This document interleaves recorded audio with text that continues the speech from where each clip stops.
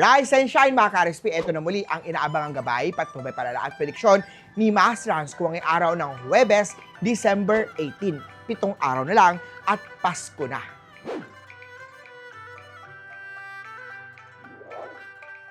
Simulan natin sa mga pinanganak ng Year of the Rat. Maraming mga deadline pero kaya mong tapusin kapag may masarap na kape at magandang playlist na music. Green at 7. Kay Ox naman tayo ang swerte ng partner mo at baka mag-book ng short staycation kayo. Itong paparating na Christmas. Ang mas swerteng kulay, yellow at 9. Punta naman tayo kay Year of Tiger. Magandang araw para basahin ang mga reviews sa hotel or mga Airbnb bago mag-book ng mga staycation nyo po. Red at 4. Kay Year of the Rabbit naman tayo, ipahinga muna ang mata mula sa gift wrapping marathon mo.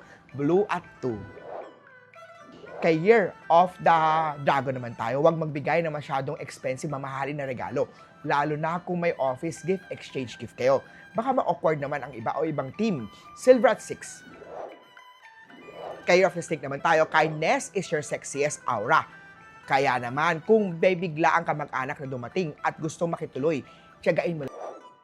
Sa mga Year of the Horse naman tayo, mag-power nap bago mag-drive ng long distance para maiwasan natin ang tulog sa manibela at makaiwas tayo sa aksidente.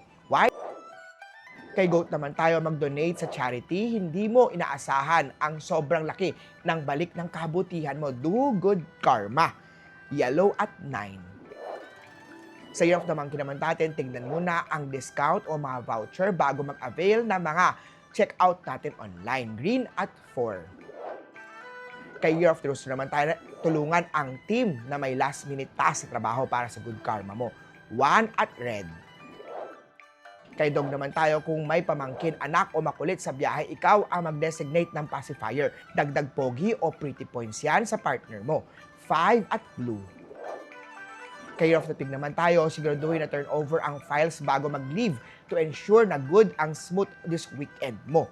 Maswerteng kulay ay gold at 6. Laging tatandaan, ito po ay patnubay gabay. Paalala lamang mula kay Master Hans. Nasa inyong mga kamay nasa lalay ang inyong tagumpay. Kaya always tayo, be positive at i-claim ang mga swerte, mga ka-RSP.